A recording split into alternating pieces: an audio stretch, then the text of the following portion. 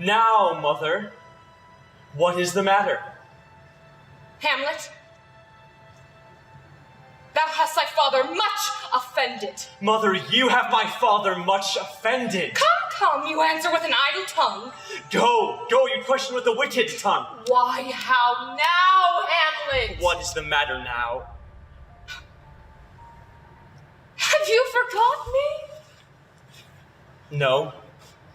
By the rood, not so. You are the queen, your husband's brother's wife, and would it were not so, you are my mother. Nay, then I'll set those to you that can speak. Come, sit you down. You shall not budge. You go not, till I may set you up a glass, where you may see the inmost part of you. What wilt thou do? Thou wilt not murder me? A bloody deed. Almost as bad, good mother, as kill a king and marry his brother. As kill a king? What have I done that thou darest wag thy tongue in noise so rude against me? Such an act, mother, that blurs the grace and blush of modesty, calls virtue hypocrite, takes off the fair forehead rose from the forehead of an innocent love, and sets a blister there, makes marriage vows as false as dicers' oaths. Yea, this solidity and compound mass, as against the doom, is thought sick at the act. I mean, what act that roars so loud and thunders in the index? Look you upon this picture, and on this, the counterfeit presentment of two brothers, a combination and a form indeed, where every god did seem to set his seal, to give the world assurance of a man. This was your husband. Mother, look you now what follows. Here is your husband, like a mildewed ear, blasting his wholesome brother. Have you eyes?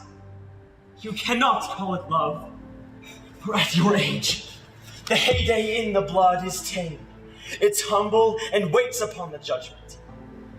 And mother, what judgment would step from this to this? Oh, Hamlet, speak to me no more. Thou hast turned mine eyes into my very soul, and there I see such black and grained spots as will not leave their teeth. Nay, but to live in the rank sweat of an ensign's bed, stewed in corruption, honeying and making love over the nasty sty. Don't speak to me no more! These words like daggers in my ears. No more, sweet Hamlet. A murderer! And a villain! A slave, not 20th part the tithe of your precedent, Lord. A vice of kings. A cutpurse of the empire and the rule. Taken from a shelf.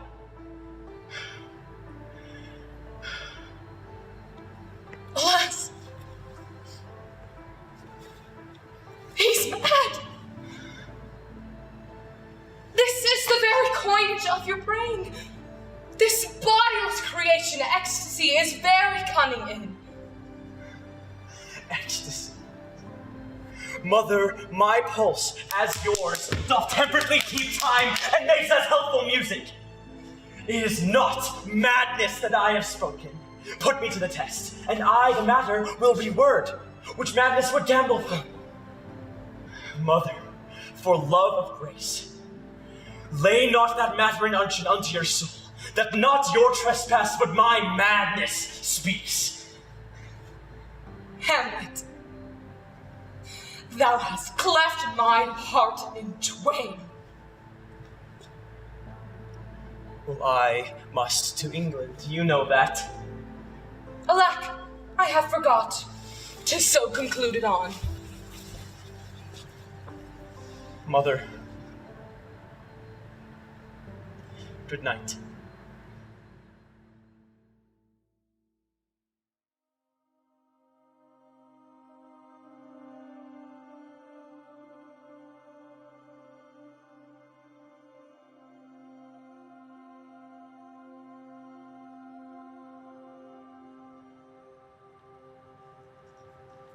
Pardon me, my liege.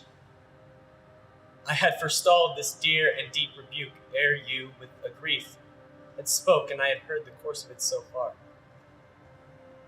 There is your crown, and he who wears the crown immortally long guarded yours.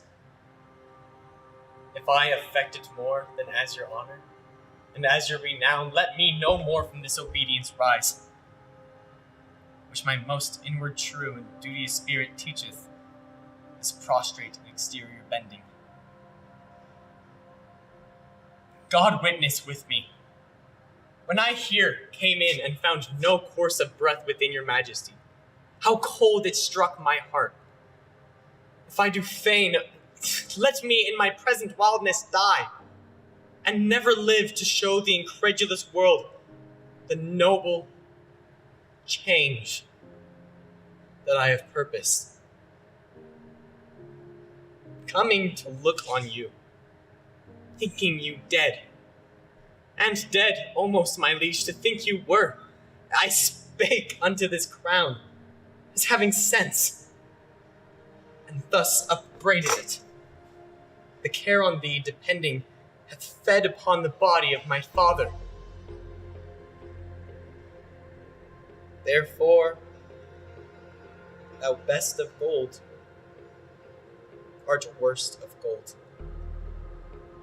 Other, less fine in carat, is more precious, preserving life and medicine potable, but thou, most fine, most honored, most renowned, hast eat thy bearer up. Thus, my most royal liege, accusing it, I put it on my head, to try with it as with an enemy that had before my face murdered my father, the quarrel of a true inheritor.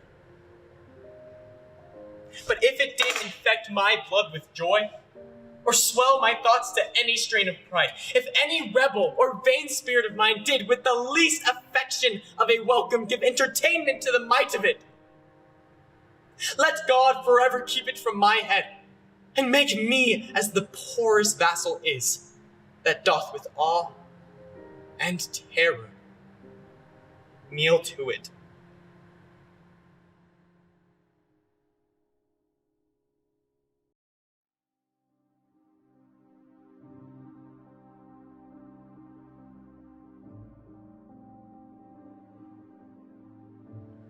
What?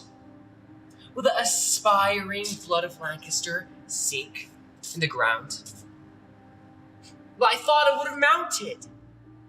See how my sword weeps for poor King's death. May such purple tears be always shed from those who wish the downfall of our home. And if any spark of life be yet remaining, down to hell, and say that I sent thee thither. That I have neither pity, love, nor fear. Indeed, 'tis true that Henry told me, for I had often heard my mother say that I came into the world with my legs forward. Had I not reason, think ye to make haste, and seek their ruin that usurped our right?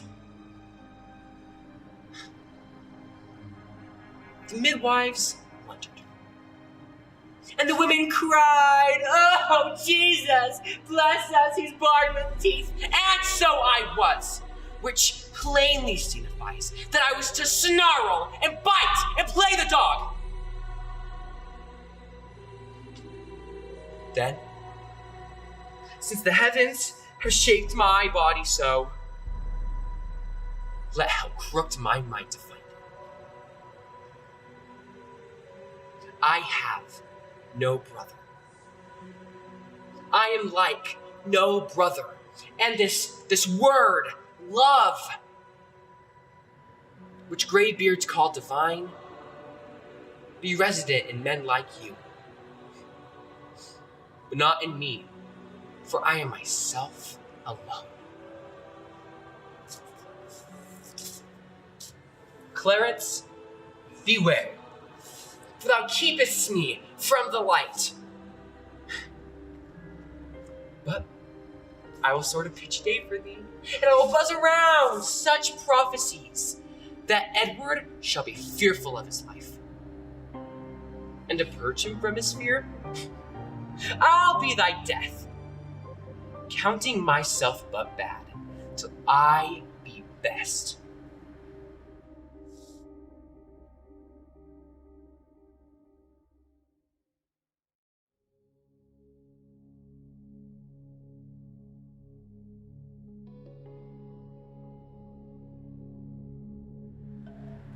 What? Were you all snarling before I came? Ready to catch each other by the throat and turn you all your hatred now upon me? Did York's dread curse prevail so much with heaven? Why then, give way, dull clouds, to my quick curses. If not by war, by surfeit, die a king, as ours by murder to make him a king. Edward, thy son, which now is Prince of Wales, for Edward, my son, which was Prince of Wales, died in his youth by like untimely violence. Thyself a queen, for me that was a queen. Long mayst thou live to wail thy children's loss. Long die thy happy days before thy death, and after many lengthened hours of grief, die neither mother, wife, nor England's queen. And leave out thee, stay, dog, thou shalt hear me. If heaven have any grievous plague in store exceeding those that I could wish upon thee, the worm of conscience still begnaw thy soul. Thy friends suspect for traitors, while thou livest, and take deep as traitors for thy dearest friends. No sleep, close up that deadly eye of thine, unless it be Willis some tormenting dream affrights thee with the hell of ugly devils. Thou elvish marked abortive rooting hawk, thou slave of nature and the son of hell, thou slander to thy mother's heavy womb, thou loath issue to thy father's loin, thou rag of honor, thou detested. Let me make the period to my curse. Take heed of yonder dog. Look, when he fawns, he bites. Have naught to do with him. Beware of him. Sin, death, and hell have set their marks on him, and all their ministers attend. Oh, but remember this, another day, and say poor Margaret was a prophetess. Live, each of you, the subjects of his hate, and he to yours, and all of you to God's.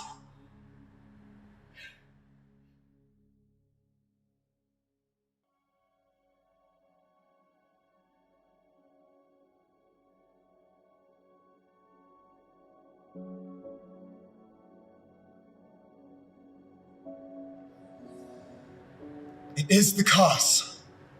It is the cause. Let me not name it to you. You chase stars. Yet, she must die, else she'll betray more men. Put out the light, and then put out the light. Who's there? Oh, Othello. Aye, Desdemona. Will you come to bed, my lord? Have you prayed tonight, Desdemona? Aye, my lord. If you bethink yourself of any crime, unconcealed as yet to heaven and grace, solicit for it straight. Alas, what do you mean by Well, do it and be brief. I will walk by. I would not kill thy unprepared spirit. No, heaven forfend, I would not kill thy soul. Talk you of killing? Aye, I do. Then heaven have mercy on me! Amen with all my heart. If you say so, I hope you will not kill me.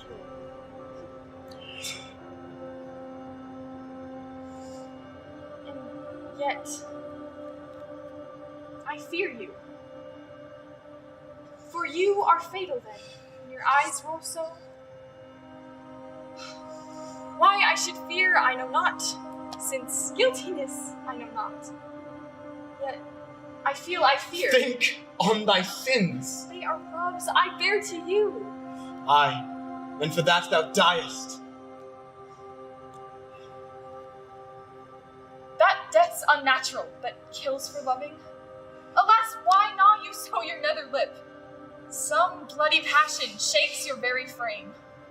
These are portents, yet I hope they do not point on me. Peace and be still. I will so. What's the matter? That handkerchief, which I so loved and gave to thee, thou gavest to Cassio. No! No! By my life and soul, send for the man and ask him. Sweet soul, take heed. Take heed of perjury. Thou art on thy deathbed. Aye, but not yet to die. Yes, presently. Therefore confess thee freely of thy sin, for to deny each article with an oath cannot remove nor shake the strong conception that I do groan with all. Thou art to die. Then Lord have mercy on me! I say amen. And you have mercy too. I never did offend you in my life. Never loved Cassio with such general warranty of heaven as I might love. I never gave him token. By heaven, I saw the handkerchief in his hand. O perjured woman, thou dost stone my heart and make me call what I intend to do. A murder, which I thought a sacrifice. I saw the handkerchief. He found it then. I never gave it him. Send the man hither and let him confess the truth. He hath confessed. What, my lord? He hath used thee. How? Unlawfully? Aye. He will not say so. No, his mouth is stopped. Honest Iago hath taken order for it. My fear interprets. What, is he dead? Had all his hairs been lives, my great revenge would have had stomach for them all. Alas, he is betrayed and I undone. Weepest thou for him to my face? Banish me, my lord, but kill me not. Down, strumpet! Kill me tomorrow. Let me live tonight. Nay, if you strive! But half an hour. Be done, there is no pause! One breath. It is too late!